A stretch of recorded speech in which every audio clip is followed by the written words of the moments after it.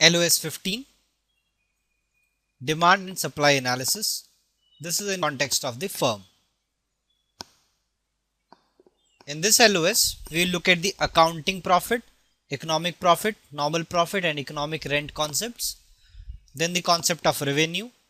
We will also look at the factors of production. What are the different kinds of cost? Then what is the shutdown point and break-even point of the production in the context of a firm? Then we look at the concepts of economies of scale and diseconomies of scale and also constant level. Then we look at the level of output where the profit is to be maximized. Then we look at three different kind of industries which could be decreasing cost, constant cost and increasing cost in long term. Then we look at the labor productivity and diminishing marginal returns. And finally the resources which can minimize the cost. So let us start with the basic kind of profits. The accounting profit is actually the profit which is used by accountants to determine the firm's net income. So here the revenue as well as the cost which we are going to use, all the expenses should be the accounting revenue and accounting cost. So if there are certain costs which are not allowed to be accounted, they will not be a part of this calculation. So this is our accounting profit, which is the difference of total revenue and total accounting cost. Then we have economic profit. This is different from accounting profit because here we are including the opportunity cost of production as well. So not only the accounting cost but the other cost which are the opportunity costs are also included here. So economic profit will be equal to the total revenue minus total opportunity cost. So it will include both explicit and implicit cost of all the resources used by the firm, because sometimes the entrepreneur might be using certain assets. It might be his own human resource, it might be his land or property which is being used for the company. So all of these resources have an explicit or sometimes implicit cost associated with it. So while calculating the economic profit, we should include that all as opportunity cost. So this implicit opportunity cost is any unearned or nominal profit that the resource owner did not make from investing in the next best alternative. So this is the nominal profit which he could have got had he invested in a next best alternative. So we can see that a significant accounting profit with little to no economic profit. There might be a case where the company is earning good accounting profit but economic profit might be very small or it could be even zero. Let us take an example to clarify it. Suppose there is a person who is the entrepreneur using his own human resource, he is using his land and capital and his time in the production of goods. So while we are calculating economic profit, we need to look at the opportunity cost. We already have an accounting profit there, but we need to look at the entrepreneur's own foregone salary. He could have earned 40,000 euros, pounds. Let us say this is also in dollars. Foregone interest on the capital is $1,000. Foregone rent is $2,000. So when we are calculating economic profit, we need to subtract all these opportunity costs from our accounting profit. So 55,000 minus 40,000 minus 1,000 minus 2,000. So overall it is just $12,000. The accounting profit looks high, $55,000, but the economic profit is very small, $12,000. So we can understand from this example that for a business to take a decision to be or not to be in the business should be driven by economic profit, not just the accounting profit. Or in other words, we can say if the entrepreneur is not able to recover all the opportunity cost, then he should not be there in that business in the long run. For short term, it might be fine with economic losses, but in the long run, the entrepreneur aspires to earn certain economic profit. So when the company is publicly traded, no such one entrepreneur is involved. The economic profit is accounting profit, which is required return on equity capital. So that difference has to be taken. This is the required return on the equity capital provided by many shareholders, and this is the accounting profit. So no other opportunity cost except this return on equity. involved there. When the economic profit is 0, the firm's accounting profit is called normal profit, which is effectively the total implicit opportunity cost. So, or we can say that accounting profit is economic profit plus normal profit. So, if we are not earning anything in economic profit, suppose it is 0, then the accounting profit will be called normal profit. So, or we can say that if we are recovering all the opportunity cost, we are earning normal profit. If we are earning some more, which is the economic profit, then our accounting profit is more than the normal profit. If we are not earning any economic profit, accounting profit is just equal to the normal profit, which is just the recovery of opportunity cost. So when the firm's total revenue are just equal to the total cost, including the implicit cost, opportunity cost, its economic profit is 0, but it still makes accounting profit. So 0 economic profit does not mean that firm is about to go out of business. Instead, it indicates that owners are receiving exactly the amount which they could have earned somewhere else. So in the long run, it might not be desirable, but it does not put the company into any kind of risk. Let us look at the next concept, which is the economic rent. The total income which is received by an owner of a factor of production is made up of its economic rent and the opportunity cost. So what is the economic rent? It is the income which is received by the owner of a factor of production over and above an amount which is required to induce that owner to offer that factor for the use, and opportunity cost is that cost which is the value of factor in its next best use. For example, if the opportunity cost of a human resource is suppose $50,000, if he is earning $50,000 at the next best alternative, then this is his opportunity cost, right? And if in the company is earning 60,000, that is the total income of that factor of production, then 10,000 which is extra is earning is the economic rent. So this is what he is able to generate by being in this company extra as compared to the next best use. So this concept is parallel to the concept of economic profit in the case of the company. This is regarding one particular factor of production. It could be human resource, it could be land or some other factor. So if we understand this factor in terms of demand and supply for that factor of production, it will look something like this. This is the demand curve for a factor of production and this is the supply curve.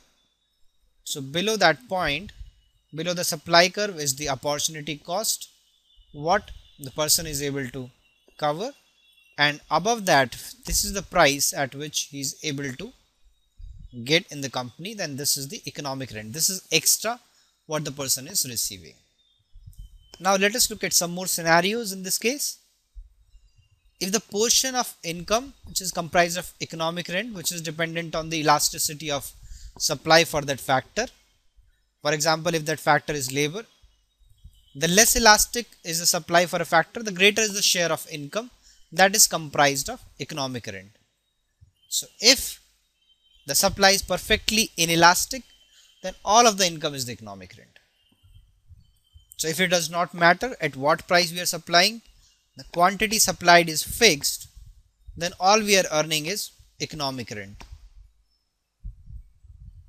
And on the other side, if the supply curve is perfectly elastic, that even at a small change in the price there will be a lot of change in the quantity supplied, then all we are earning is the opportunity cost. So none of income is the economic rent. Now let us move to the next concept, the revenue. It is the total income generated from the sale of output in the product market. Total revenue, as we understand, it is the price into the quantity and summation of that. The average revenue is going to be the division of total revenue and the quantity. So total revenue divided by the quantity which has been sold, and the marginal revenue refers to the change in revenue from selling one extra unit. So this is the price of one extra unit which we have sold. Now let us look at the revenue in different cases. Suppose the market is perfectly competitive and each firm is a price taker. So nobody is price giver here. There is a lot of competition. The market forces of demand and supply are going to fix up a price. Since each unit of output sold by a price taker is sold at the market price, the marginal revenue of each unit is going to be equal to the market price.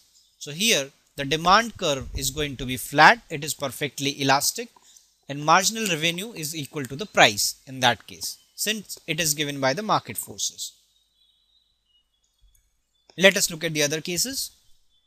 Suppose the perfect competition is not there, it is imperfect, then the marginal revenue of the firm is always going to be less than the price. So price is coming from the demand curve. So this will give you the price of the product, while the marginal revenue is going to be always less than what is the price of the good, or we can say the company will be able to get higher price than the marginal revenue since it is an imperfect competition. Let us move to the next concept, the factors of production. So what are the main factors of production? One is land, another is labor, capital and material. So these are the four most important production factors, and the two critical ones are land, labor and capital. Labor is represented by L and capital by K. So in business we need to make a decision at times that whether we should employ more labor or we should employ more capital so that we can maximize the profits. Now let us look at the impact of the use of these factors on the total production. What happens? So this is the curve. On y-axis we have the total output, and the x-axis we have the quantity of labor or any resource factor of production. So first, when we are employing more and more resources, the increase is there in the product, marginal product is increasing, right? The total production is increasing as well as the marginal product is increasing. So as we are hiring one more labor, we are getting more and more output. After a point, the marginal product start decreasing. The total output is still increasing, but every extra labor which we are adding is not producing as much.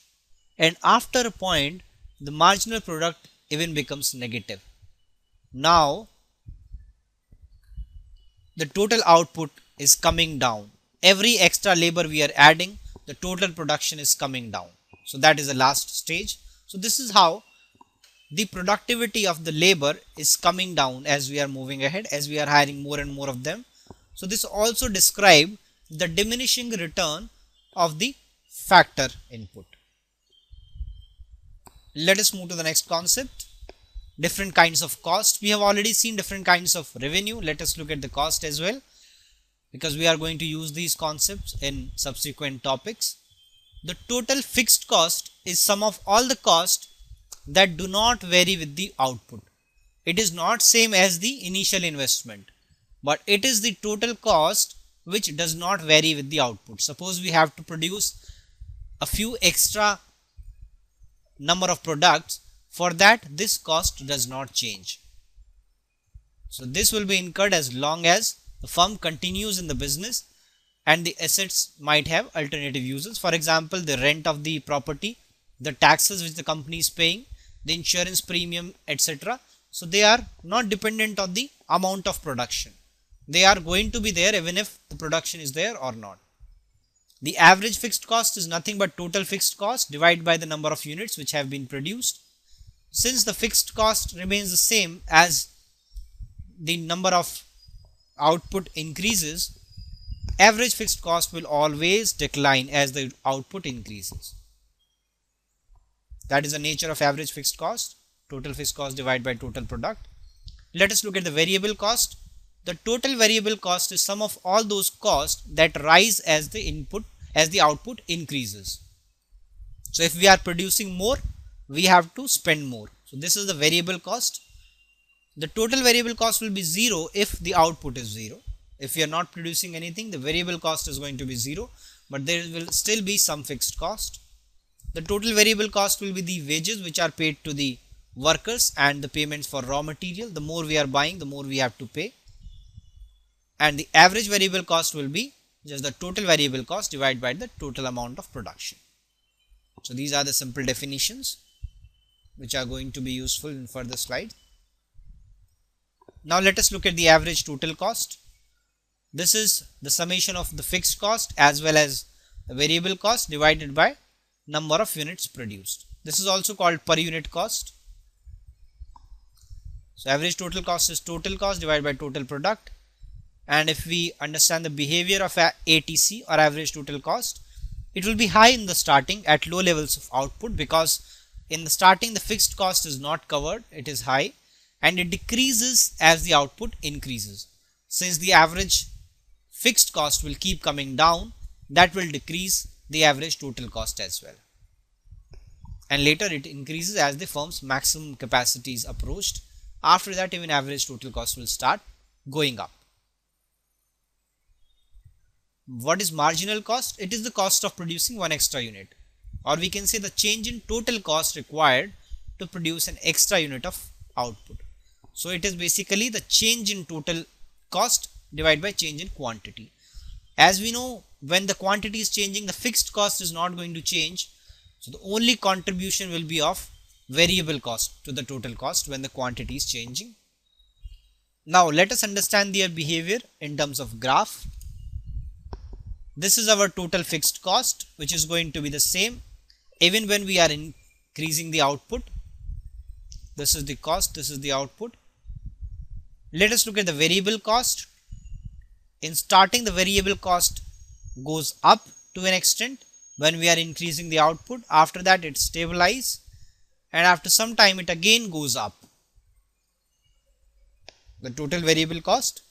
And the total cost is thus the summation of total fixed cost and total variable cost. For that, we are just going to add this curve, shift upwards. This is called total cost, which is summation of total fixed cost and total variable cost. So in order to understand it better, let us look at the average cases. That gives us a better idea. So what is happening at the average level?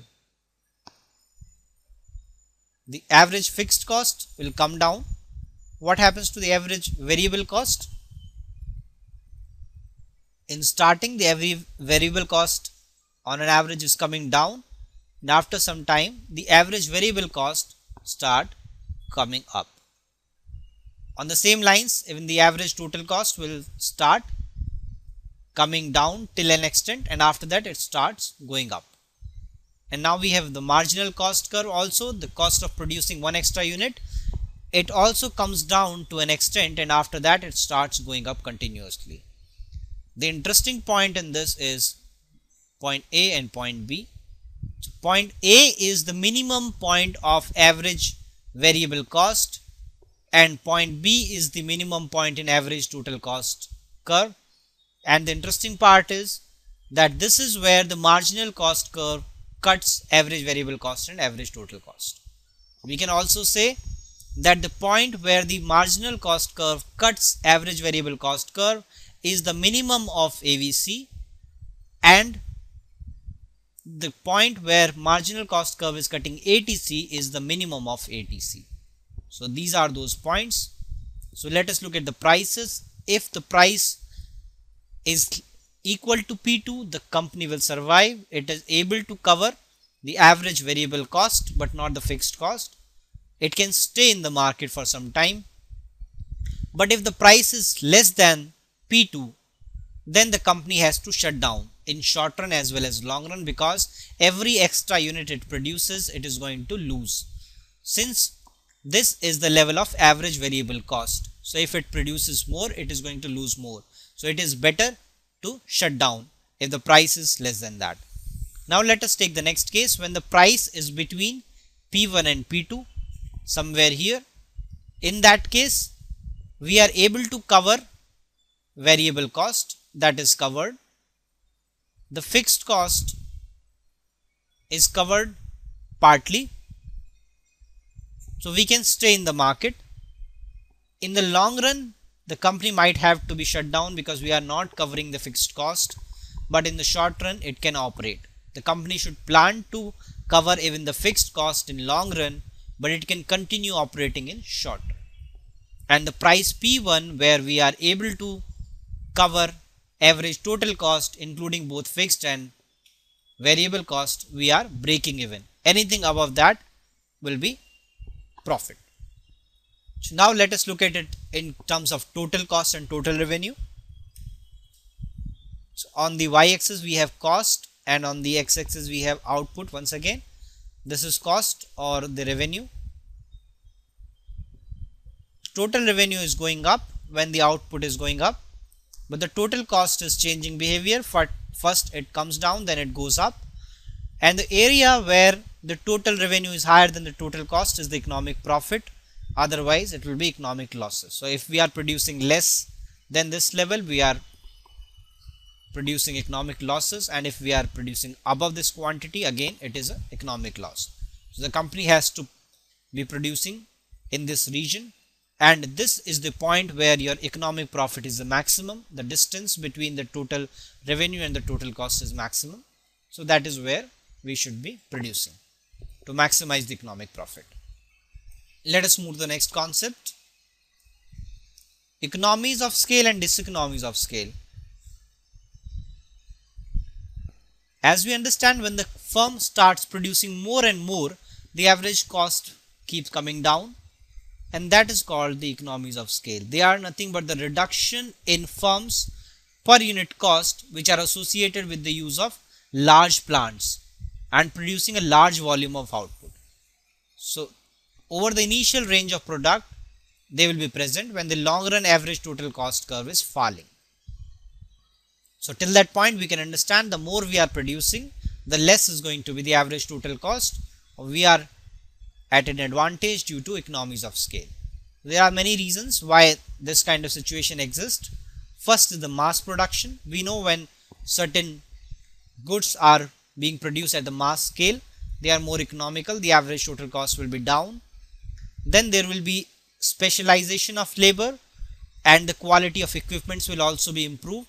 They will be more and more standardized, so their productivity will be higher, and that is why the situation of economies of scale. And one of the reason is that when the firms workers are learning more and more, when they are in large firms, they can share their experience, and the intellectual capital is building up, which can also contribute to economies of scale. Similarly, diseconomies of scale will be opposite situation, where the long run average total cost is coming down. It is greater for the firms than for smaller firms. For larger firm it is going to be more, for smaller firms it is going to be lower. So small firms will be facing diseconomies of scale.